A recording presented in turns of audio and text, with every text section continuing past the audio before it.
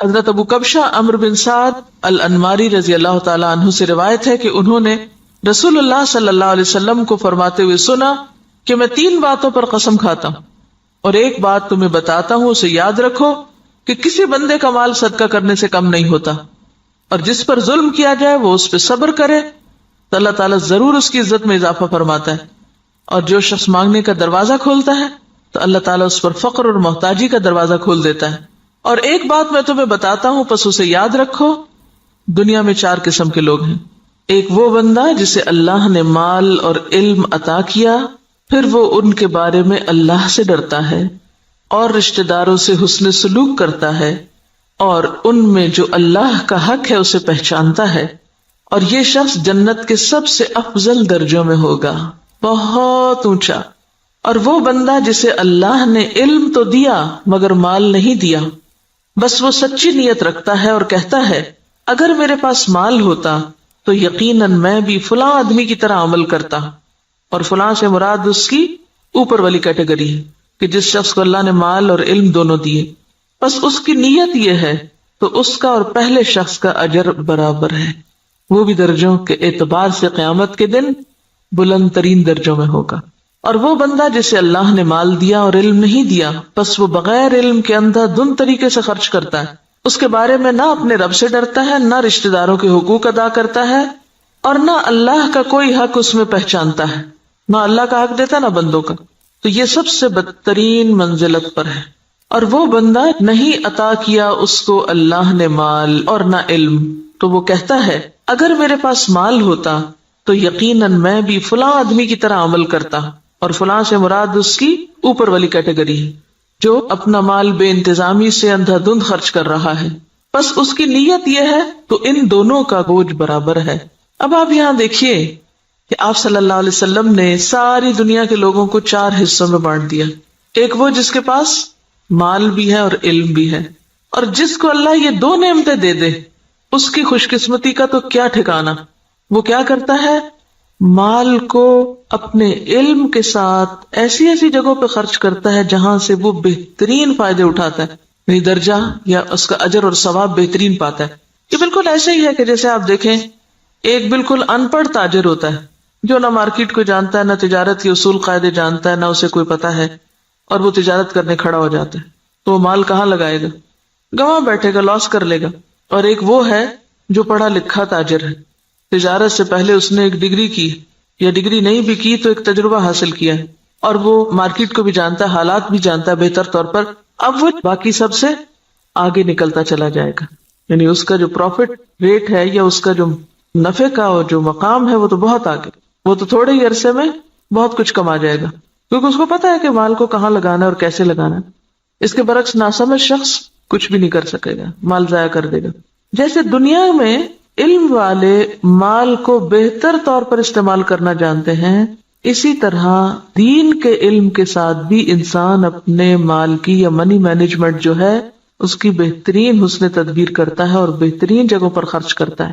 مثلا بظاہر عام لوگوں کو وہ ایک چھوٹا سا کام نظر آتا ہے، یہ چھوٹی سی نیکی نظر آتی ہے، لیکن اس کے نزدیک وہ بہت بڑی نیکی ہوتی ہے اور وہ سوچ سمجھ کے خرچ کرتا ہے۔ ایسا شخص بعض اوقات چھوٹی چھوٹی نیکیوں سے بھی بہت بڑے درجے پاتا ہے، ذرے سے بھی وہ اجر عظیمہ کماتا ہے، اپنی اچھی نیت کی وجہ سے، اپنے اچھے طریقے کی وجہ سے، سمجھداری کی وجہ سے۔ تو نتیجہ کیا ہوگا؟ قیامت کے دن وہ اعلیٰ ترین مقام پر ہوگا۔ ایک دوسرا شخص ہے، اس کے پاس مال کوئی نہیں لیکن علم ہے، اس علم کی بنا پر وہ یہ سوچ رکھتا ہے کہ اگر کبھی میرے پاس بھی مال آیا تو میں بھی فلاں کی طرح، اس کو آئیڈیالائز کر رہا ہے، فلاں کی طرح نیکی کے کام کروں گا، اور یہ اس کی سچی نیت ہے۔ تو نیت کہتے ہیں پکے ارادے کو، نیت خوش خیالی کو نہیں کہتے، یا کسی خوش فہمی کا نام نیت نہیں ہوتا۔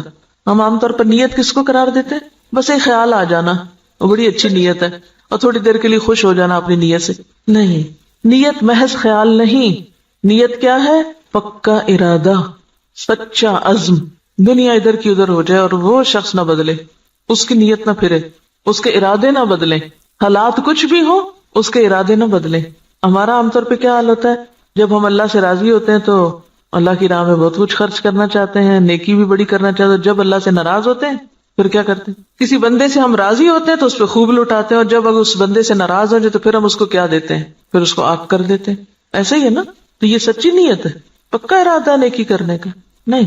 پکے ارادے والا کون ہوتا ہے؟ جو کسی کی تعریف، تنقید، حالات کے اچھے یا برے ہونے سے کوئی اثر قبول نہ کرے. جو اس نے نیکی کا ارادہ کیا تھا، ٹھانا تھا، وہ اس پہ جمع رہے کہ میں کسی کی باتوں میں آ کر اپنا کام چھوڑ دوں، کسی کے بہلانے سے، کسی اور دنیا کے حقیر فائدے کی خاطر میں اپنے مشن کو قربان کر دوں. نہیں، وہ احمق و بے وقوف شخص نہیں ہے کہ ایک ہوا کے جھونکے سے ادھر کو اڑ جائے اور دوسرا آیا تو ادھر اڑ جائے. وہ جم کے رہتا ہے اپنے مشن میں، اپنے سوچ میں، اپنے نیکی کا جو ارادہ اس نے کیا اس کو کوئی چیز متزلزل نہیں کرتی. ہمارا حال دیکھیں نا، ہم کئی دفعہ مال خرچ کرنے کا سوچتے ہیں، پھر تھوڑی دیر بعد شیطان آ جاتا ہے اور وہ کیا کرتا ہے؟ نیت خراب کر دیتا. ہوتا ہے نا ایسے کہ نہیں ہوتا کبھی آپ کے ساتھ؟ یہ سچی نیت کوئی نہیں ہوتی. سچی نیت تو وہ ہوتی ہے کہ بس آپ نے کر لی اور اب دنیا ادھر کی ادھر ہو جائے اور آپ نے کرنا ہی کرنا ہے. ایسی نیت اگر کسی کی ہے اور مال نہیں بھی تو اللہ تو نیتوں کو جانتا ہے نا. ہم عام طور پہ کب کہتے ہیں اللہ نیت جانتا ہے میری؟ صرف خود کو کور کرنے کے لیے. ایسے شخص کو اللہ تعالیٰ بغیر کچھ کیے بھی وہی درجہ دے گا جو ایک کرنے والا کر کے لے رہا ہے. محض نیت کی سچائی کی وجہ سے، ارادے کی پختگی کی وجہ سے، خیر پر استقامت کی وجہ سے. تو یہ چیز دین میں بہت ضروری ہے. تیسرا وہ شخص ہے کہ جس کے پاس مال ہے، علم کوئی نہیں. اب یہ الٹ گیا قصہ. پہلے کے پاس علم تھا، مال کوئی نہیں تھا. اب اس کے پاس مال ہے، علم کوئی نہیں. اب وہ کیا ہے؟ بس جدھر اس کی خواہش نفس کہتی ہے، جدھر لوگ کہتے ہیں، جدھر اور لوگ جو کچھ کر رہے ہیں وہ بھی اندھا دھند وہی مال خرچ کرنا شروع کر دیتا ہے، دکھاوے میں، ریاکاری میں اور دنیاوی شہرت کے لیے. اب ظاہر پوچھ ہوگی. آپ کو پتا ہے کہ ابن آدم کے قدم ٹلیں گے نہیں قیامت کے دن جب تک کہ وہ 5 باتوں کے جواب نہ دے دے. اور اس میں سے ایک سوال کیا ہوگا؟ مال کہاں سے کمایا اور کہاں خرچ کیا؟ یہ پوچھا جائے گا. ایسا نہیں ہے کہ بس آپ چھوڑ دیے جائیں گے کہ اللہ میرا مال تھا، میری مرضی. یہ بات نہیں ہے. مال اللہ کی دی ہوئی ایک امانت ہے آپ کے پاس، اس کو اللہ کی مرضی کے مطابق ہی خرچ کرنا ہے. یہ نہیں کہ اگر آپ کو مال مل گیا تو اختیار بھی مل گیا. منمانی کرنے کا اختیار تو نہیں مل جاتا مال ملنے سے. یہ ملتا ہے ویسے ہم نے لیا ہوا ہے. ہم اپنے مال کو خرچ کرتے وقت کیا ذہن میں رکھ کے خرچ کرتے ہیں؟ میرا مال، میری مرضی، کیا مرضی کرو. کوئی سمجھائے بھی تو ہم کیا کہتے ہیں؟ جہاں جی چاہے اڑاؤں. تم کون ہوتے مجھے کچھ کہنے والے؟ میرے پیسے ہیں نا، جو چاہوں کروں. اور وہ اس کی نیت کیا ہے؟ کوئی اس کی نیت نہیں. خاص طور پر جو حدیث کے الفاظ ہیں نا قابل غور ہے. لا یصل فیہ رحمہ ولا یعلم للہ فیہ حقا. نہ رشتہ داروں کو دیتا ہے اور نہ اللہ کا حق پہچانتا ہے، نہ فی سبیل اللہ خرچ کرتا ہے. یہ مالدار شخص قیامت کے دن سب سے بدترین جگہ پر ہوگا کہ جس کو اللہ نے دنیا میں مال تو دیا لیکن اس کے بس کوئی سمجھ نہیں ہے کہ اس نے اس کے ساتھ کرنا کیا ہے. اور چوتھا وہ ہے بدقسمت کہ جس کے پاس ہے بھی کچھ نہیں ہاتھ میں لیکن آئیڈیالائز اس کو کرتا ہے. ہی اس تیسرے شخص کو کہ جو غلط جگہوں پہ مال خرچ کر رہا ہے. عام طور پر ہم لوگ کس کی پیروی کرنا چاہتے ہیں؟ اس شخص کی جس کے پاس مال ہے اور وہ نیکی کے راستے میں خرچ کرتا ہے، یا اس کی جس کے پاس مال ہے اور وہ دکھاووں کے لیے خرچ کرتا ہے؟ انڈیا کا کوئی امیر ترین شخص اور وہ کہتا ہے کہ میں کھانا تو 2 وقت کا کھاؤں گا، لیکن اگر کوئی شخص اعلیٰ تعلیم حاصل کرنے کے لیے وظیفہ چاہے تو اپنے مال میں سے اس پہ خرچ کروں گا. تو یہ کیسی مثال ہے نا کہ اس کے پاس ہے بہت کچھ لیکن وہ صرف ذاتی عیاشی میں نہیں اڑا رہا، وہ اعلیٰ مقاصد میں خرچ کر رہا ہے. اور لوگوں کے لیے ایک مثال یہ بھی، اور ایک وہ شخص ہے کہ جس کے پاس ہے اور وہ محض خواہشات کی تکمیل میں اور ذاتی خوشی میں خرچ کر رہا ہے. تو نتیجہ کیا ہے؟ باقی لوگ بھی اس کو آئیڈیالائز کر رہے ہیں اور وہی کچھ کر رہے ہیں. آج آپ دیکھیں کہ ہمارے معاشرے میں جس طرح نمود و نمائش ہو گئی ہے یا اس کے مظاہر جو نظر آتے ہیں، اس کے پیچھے کیا چیز ہے؟ فضول خرچی کے پیچھے کیا نفسیات ہوتی؟ دکھاوا اور نمود و نمائش کے پیچھے کیا ذاتی بڑائی کا جذبہ کہ لوگ مجھے بڑا مان لیں. تو قیامت کے دن ایسا شخص کہاں ہوگا؟ اخبث المنازل اسفل سافلین، وہ سب سے نیچے ہوگا کیونکہ اس نے اللہ کی نعمت کا غلط استعمال کیا. تو ہم سب کے لیے کیا ضروری ہے کہ ہم اپنے اپنے طریقوں کا جائزہ لیں. کوئی پیسہ خرچ کرنے سے پہلے ذرا رک جائیں اور سوچیں کہاں دے رہے ہیں، کس کو دے رہے ہیں، کیوں دے رہے ہیں، کیا مقصد ہے، کیا نیت ہے، کیا ارادہ ہے. اور اگر مقاصد چھوٹے چھوٹے ہیں، صرف دنیا سامنے ہے تو چھوٹا دل ہے اور چھوٹی جزا ہے.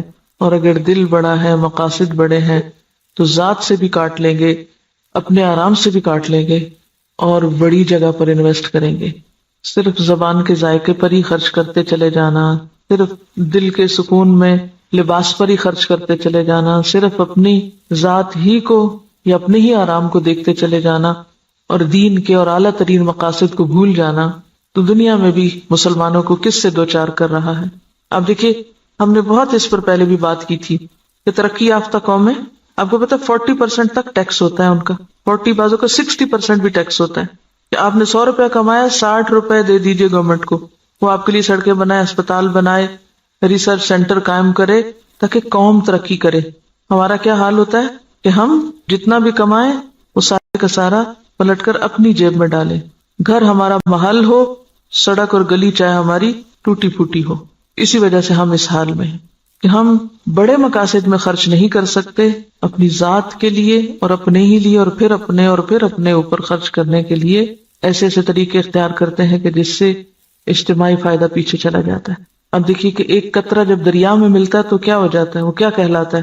دریا کہلاتا ہے، اور جب وہ صرف قطرہ رہتا ہے تو وہ اپنی انفرادیت بھی کھو دیتا ہے، اپنی آئیڈینٹی بھی ختم کر دیتا ہے۔ اگر ہم صرف اپنی ذات کو نمایاں کرتے رہے تو ختم ہو کے رہ جائیں گے، اور اگر ہم نے یہ سب کچھ اچھے مقاصد کے لیے اپنے آپ کو بھی اور اپنے مال اور اپنے اوقات کو بھی لگایا تو پھر اعلیٰ ترین منازل پا سکتے ہیں۔ یہاں جو بات یاد رکھنے کی ہے، بظاہر تو حدیث بالکل واضح ہے، مطلب صاف ہے، سمجھ میں آنے والا ہے، لیکن عملی طور پہ کیا کرنا ہے؟ ہر شخص اپنے اوپر کچھ نہ کچھ صدقہ لازم کرے، کچھ نہ کچھ کسی کو ضرور دیں، چھوٹا ہو یا بڑا، اور دے کے تجربہ کریں کہ یہ بات کس قدر سچی ہے۔ آپ دیں کمی نہیں ہوگی، اس سے زیادہ آئے گا۔ نمبر 2، سوچیں کس نے آپ پر کوئی ظلم یا زیادتی کی، نہیں یاد آ رہا تو ذرا غور سے یہ ذرا ذہن پہ زور ڈالیں، میرا نہیں خیال زور ڈالنے کی ضرورت، ایسی باتیں تو ہمیں ہر وقت یاد رہتی ہیں۔ کس نے میرے ساتھ کیا زیادتی کی ہوئی، سوچیں کس نے میرے ساتھ کیا ظلم کیا اور میں نے اب تک اس کو معاف نہیں کیا، ان سب کو آج معاف کر دیں، اور اپنے دل سے ان ظلم و زیادتی کے باتوں کو نکال کے دروازہ بند کر دیں، صاف کر دیں، صفائی کر دیں دل کی۔ معاف کرنے کا سب سے بڑا فائدہ صرف انسان کو خود ہوتا ہے، اپنا دل اطمینان میں آ جائے گا، اچھا کوئی بات نہیں، وہ بھی انسان ہے نا، پتہ نہیں اس کی کیا کیا مجبوریاں ہیں، اس کو کیا کیا کمی ہے، اس پہ کیا ظلم و زیادتی زندگی میں ہوئی، اس کو کیا کیا محرومی ہوئی، اس کو معلوم نہیں کیسا ماحول ملا، تو اس کو معاف کر دیں۔ اس کا کہاں سے پتا چلے گا کہ آپ نے معاف کیا؟ آج کے بعد ان باتوں کو زبان پہ نہیں لانا، چھیڑنا نہیں، ذکر نہیں کرنا، ورنہ ہوتا کیا ہے، جب کوئی آپ کو مزید پھر دوبارہ زیادتی کرتا ہے تو آپ جس چیز کو معاف کر چکے تھے اس کو بھی ساتھ جمع کر لیتے ہیں، اگلی زیادتی تو اگلی ہے، پچھلی بھی ساری لے آتے ہیں واپس۔ کڑوی باتیں نہیں دہرانی، منہ کڑوا ہو جاتا ہے۔ صبر، برداشت، پی جائیں۔